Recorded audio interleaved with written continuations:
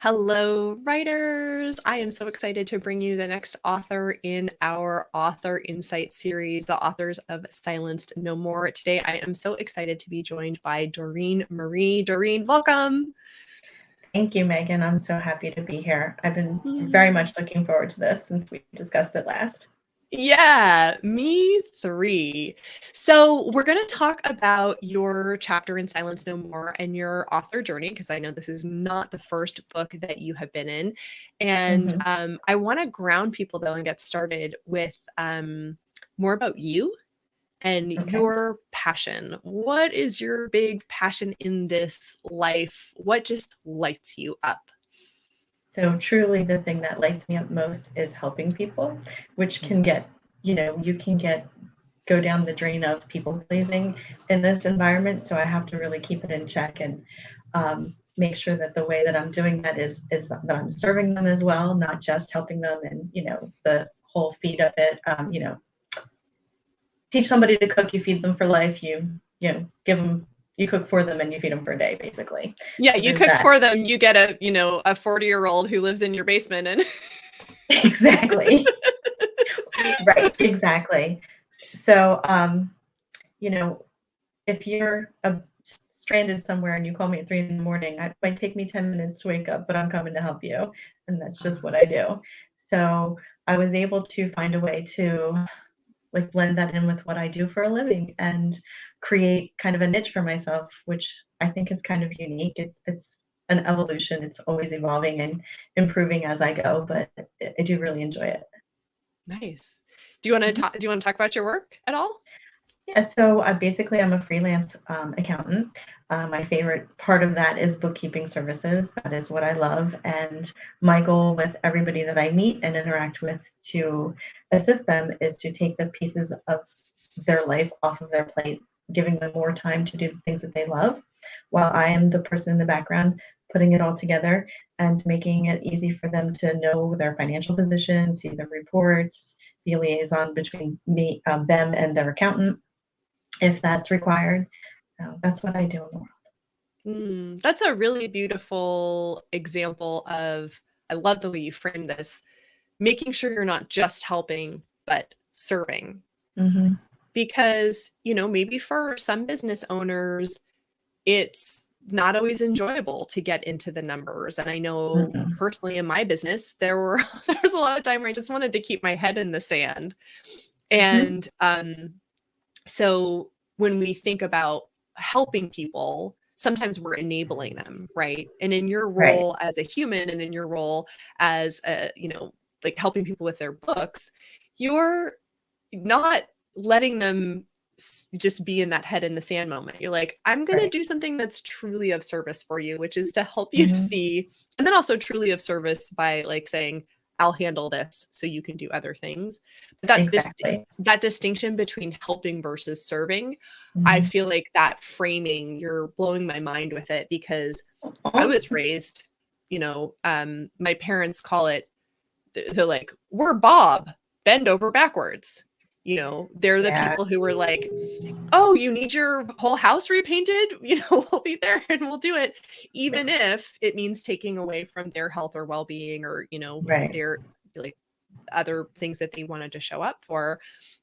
And I know it comes from this place of kindness and compassion and just wanting to give to people. But I love the way you're framing that there's a difference between helping and really doing what serves somebody. And nobody's served by being enabled, is my Oh, I 100% agree. You cannot be served by being enabled.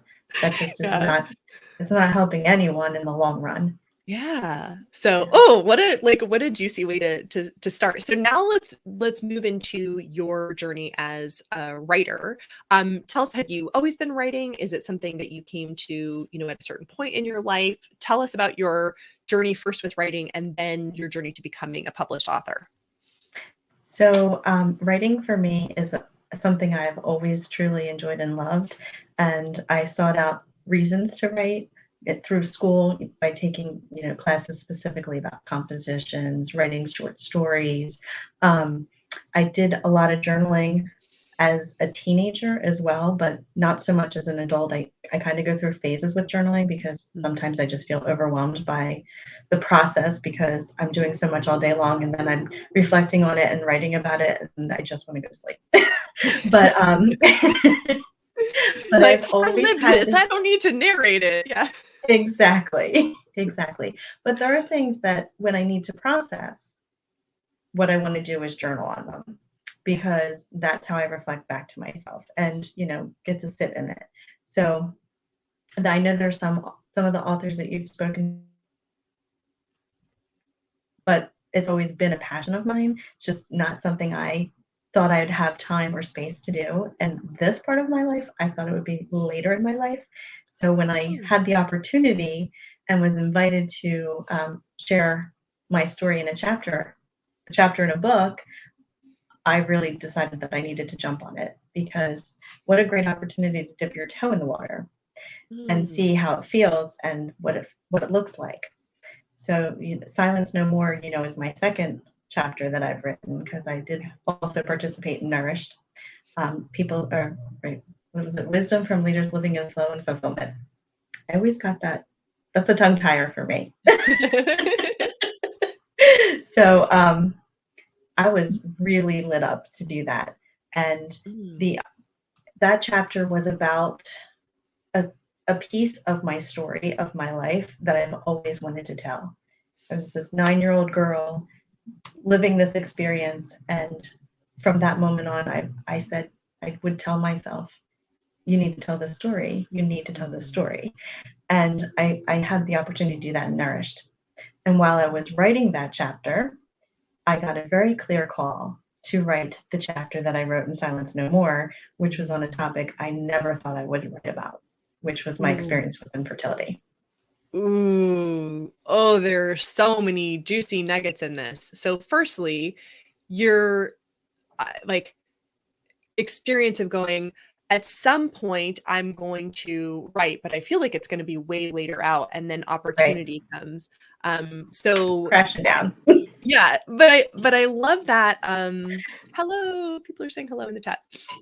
But I love that you were open to that opportunity and took it, because I feel like sometimes we have that master plan, or maybe it's not even detailed, but we're like, okay, this is going to happen, but it'll be later because, oh, hello, Roxy. It's just, yeah, not showing your name, but yay. So glad to see you.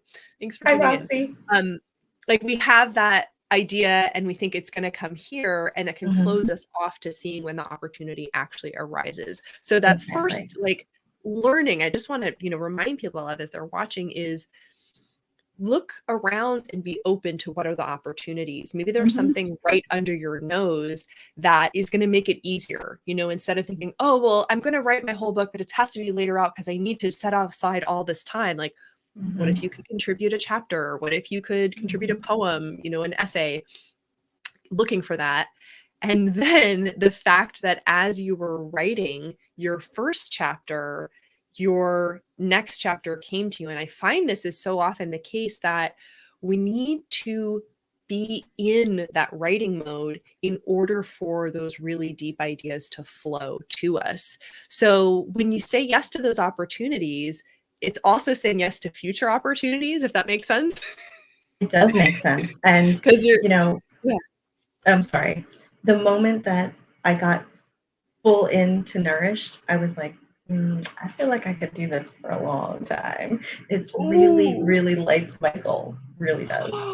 Oh, how beautiful. And again, like, you wouldn't know that except by doing it. So anybody who's watching this and you're like, well, I'm going to write, but it's going to happen after this or later, or, once I do this, it's like, are you open to re-examining that? Because you may find that opportunity that makes it easier, and it may open you up and make you go, oh, this is where I want to be. This is where I want to be. Ooh. So having written these two chapters for two different books now, are there things you've learned about your writing process that are like directing you now as you go forward, whether it's just with journaling or, thinking about writing for other published works? I definitely want to continue writing, and I think that my style of writing is not necessarily one style. I think that the content and the pull or the draw kind of leads the way. So one of the things that I thought was really important, and I think I've heard other people talk about this, is, putting pen to paper, literally letting your hand flow and writing. It's so much more healing than sitting in front of a computer and typing. It's not the same process. It doesn't feel the same. It doesn't flow the same. I wanted desperately to handwrite the Nourish chapter. And I felt like I was stumbling because there's so much I wanted to put in it, and so much I had to edit out because it's not a 3,000 word story, but I had to make it a 3,000 word story. Yeah. So I ended up typing that one so I could edit as I went and kind of keep tabs on myself. And it's like, I'm going to write, a 40,000 word story and have to edit all of that out. So that ended up being what I needed to do for that. But when it came to writing Silence No More, the first night that we got together and did our writing Zoom, I literally put my head down, was handwriting this chapter. I think I wrote 7 or 9 pages in that time frame and I looked up once at the computer and realized I was the only one with the camera on. I didn't even know everybody else turned their camera off. I was like, oh, okay, well, everybody's watching me. You were in it. You were in total flow. I was so in it. And I was just like, it was a weight that I didn't even recognize I was still feeling that was lifted in the process of doing that. Oh, that's amazing.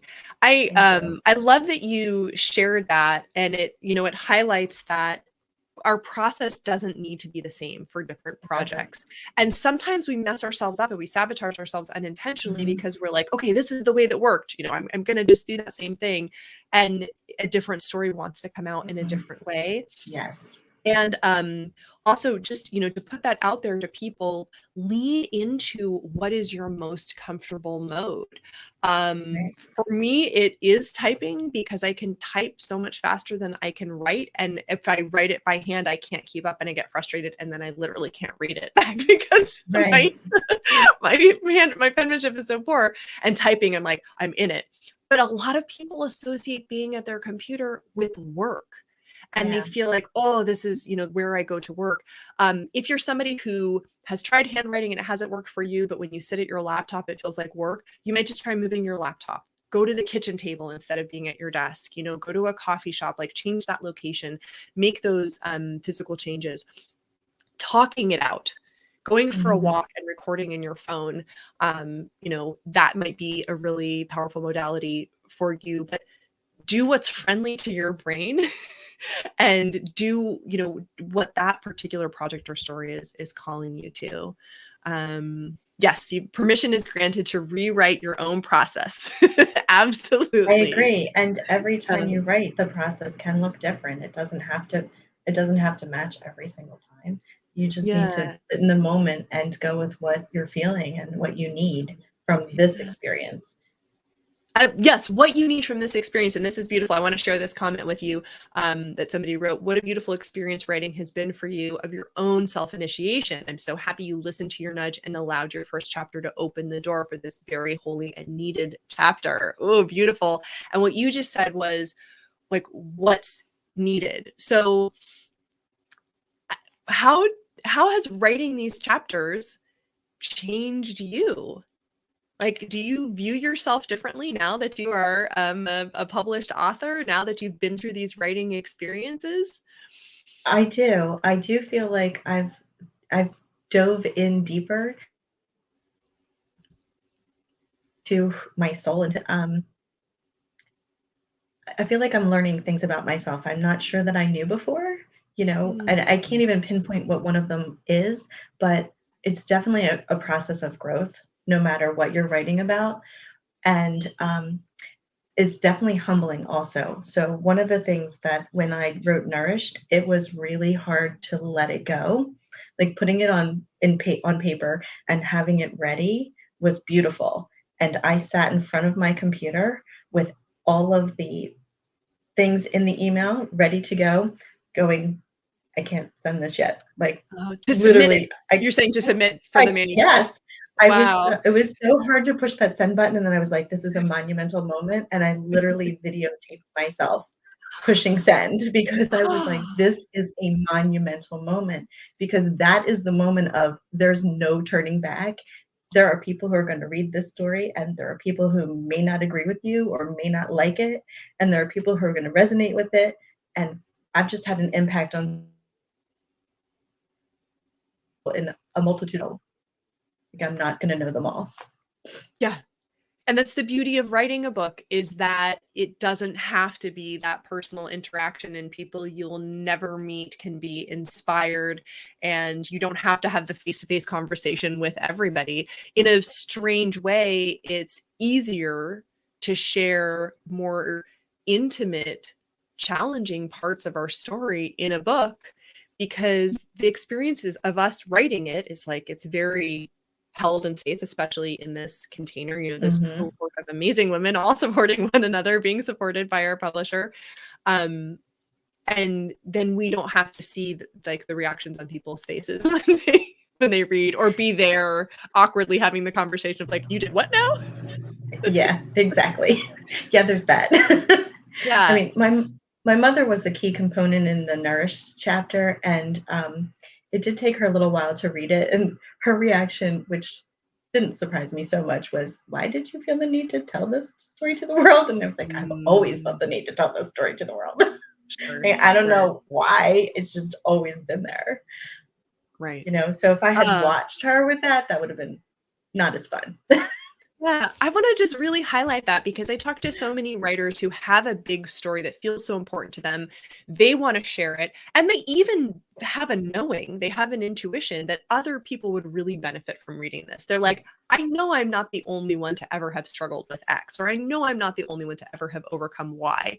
So, like, I want to get this story out there. And then they think of the 1, 2, 7 people in their lives who would not understand or appreciate the story, or maybe Right. even would feel mortally wounded, if you tell the story, even though you're telling it from your point of view and your story.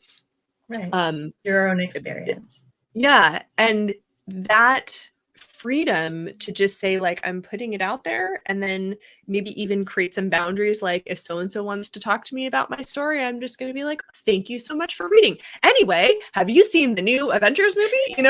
Like, Yes, right? there definitely were people like that. So fortunately, though, for the Silence No More chapter, that's not the experience. I don't. Mm. There isn't anyone that I feel will take pause to the story or feel like I've put them in a bad light in any way, because truly it's an experience of what I was going through in my head and my body. And I do speak about my children's father in the book, but it's just kind of reference. There's a about, I think this was the 8th experience of realizing that I have missed my cycle. I've taken a pregnancy test. There's a really faint positive line. I go to my in-laws' house for dinner with all of the in-laws there, the brother-in-law, their family, mom and dad. And I go to the bathroom and I start cursing basically. And I have to walk downstairs between all of these people, take a beeline right for my husband at the time, and ask for the car keys because I have nothing. I need to go to CVS. And it's just like, it was just such a powerful experience because no one in that room knew what to say to me. Mm. Like they were like, what just happened? And yeah, like that is the most point of reference of other people in the entire chapter. Right. And it makes perfect sense because it's you on your journey looking around and going, huh, where is the support that Right. I need for this? Yeah. So give us, that was Exactly. a beautiful entrance point. Give us a little sneak peek of your chapter, what what story you're telling and why you really felt called to tell this story. So I'm the one person in my immediate family. I have sisters, my mother, my cousin, my aunts. Everyone around me seemed to, you know, just get pregnant. And I always felt that I would be a mom. from a very young age. And I always really enjoyed being around the smaller children, especially the babies. I loved it. And I didn't ever dream that it would be a struggle. Like my family, full of fertile myrtles, however they say that, right? Sure, And and it was month after month, I was getting these positive readings and then getting my period a few days later. And the doctors now call them chemical pregnancies. I don't believe in that term. It's not chemical. If you put a sperm and egg, it's a fertilized egg, which is an embryo, becomes a baby. So at any point that you lose that, it's a loss. And so many people think that it's not because it's so early or because you didn't have time to bond. That's baloney. Right. That just makes me crazy. We'll just rebrand it. We'll just rebrand it and call it a chemical pregnancy, which just sounds completely sterile. Yeah. Wow. Yeah. And, and I know other women who have had similar experiences at least once. And, this is what they're being told now. And that term was not a thing. But, I just didn't, I thought there was something wrong with me. Oh. Like, what is wrong with me? I thought I was being punished. I was like, who did I piss off? What? I'm like, literally the things in my head were, I was really beating myself up. And there's a lot of that. And that's a lot of what my chapter is about, is the things that were going on in my head. But finally, after like the 8th experience of this process, that 8th experience, so the mother-in-law, that 6th experience, because it was my mother's birthday when I had what I called my big miscarriage. I had lasted like 10 or 14 days before my cycle came. And that was a whole process of like really like slow moving cramps. And like, I knew it was coming, but I hadn't started bleeding. And I just wanted the day to be normal. And I just tried to focus on work and, doing the things I needed to do. And it was really horrible. And I was like, and it's my mom's birthday and I can't do this today. And here you are as this person who loves to show up for others and help and serve. Yeah. And there's nothing anybody can do at this moment. So that was when my gynecologist basically said, we need to send you to a fertility specialist. Yeah. So we have more of the same over that next year with a whole bunch of testing showing that there's nothing wrong with me. So now I am deeper into this. I'm being punished. Like, why am I the one being punished? What did I do wrong? Why is me mama? Like, it was just heartbreaking. And the people around me were like, you should be over it. No, I shouldn't be. This is my journey, not your journey. And that is also one of the other things that makes me crazy. Don't tell someone how to grieve. Yeah. Don't ever tell someone how to grieve. Well, no wonder you were called to share this story and to break your own silence and to take a stand for people who aren't being heard and aren't being listened to. And I just want to share some love from the comments. Roxy is saying, powerful. I have tears. I'm so happy you wrote that part of your story. The blood after the double lines on that stick that holds so much power. I wasn't able to share that part of mine, my chemical pregnancy, for my own life, but it's a story that needs to be told. Women need to know their grief is true and real, that it's a loss. I'm so grateful you wrote this truth, this experience, and from your potent viewpoint. Thank you so much, Doreen. So you got support. Yeah. I know, and I feel Roxy's pain every day. Like, I just know what she's going through, and I hold her very dearly for it, and would love to see her succeed in this journey because I know it means a lot to her. Yeah, and for those of you watching, Roxy is another of our sister authors. She and I did a chat last Friday that you can now catch in Bright and Flow or on YouTube. And I love that there are, different perspectives on this very taboo subject here in this one book, Silence No More. And it gives you, there are 11 of us authors and 2 that I know of. There may be more. I haven't had a chance yet to read everybody's stories, but there are at least 2 stories about this process of infertility and the ways in which women are silenced. And that just shows you what a big issue this is that's lurking right beneath the surface. And, I'm so excited for this book because every story in it is something that gives us the opportunity to break shame. other people have put on us, like, we don't talk about that. Oh no, that's not appropriate. Just keep it get over it. You should be over it by now, right? It's like, and we're saying here, I'm not going to listen to you when you say I should be over it. However, I'm also going to not just shove this away. And here is me honoring what's happened to me or what is happening to me and saying, I share it with you as my gift so that you don't, you as the reader don't feel like you have to go through it alone. Or if somebody in your life is telling you should be over it, here's a different perspective. Right. I love that. What a powerful takeaway for women. This journey for me started over 23 years ago. And today is the first day of school in my district. And my youngest daughter, who will be 18 October 1st, started her senior year today. And I realized that that's such a beautiful coexistence of this experience, because here I am about to be an empty nester, right? Yeah. After this whole process of going through everything I went through to have these two children that I do have, and the journey that I've been on. And today is her first day of school, and Friday this book releases, and just the connection of the two just is powerful for me. Maybe that's your next chapter. Maybe. But those transitions syndrome. Those transitions need to be honored. And I think that's where health is. Like, health is in going through big transitions, whether we chose them or we didn't, whether we're celebrating them or we're grieving them or some of both, and going, a bit of both. Firstly, I fucking accept that this is happening right now. I don't just try to push it away. Like, I accept that this is happening, and then I cry through it, I grieve through it, I sing through it, I dance through it, I get my, I let myself be loved through it. Women are born to be in cycles and to be like in these transitions all of the time. And there's so many of them that we just get like, they get squished, they get truncated, they're not honored. People say, ew, gross, ew, don't tell us, you have to go to CVS to get pads. We don't want to know. That's a taboo they really thing. Don't want to know I bought tampons. Even better. Let me describe to you how I use my Diva cup.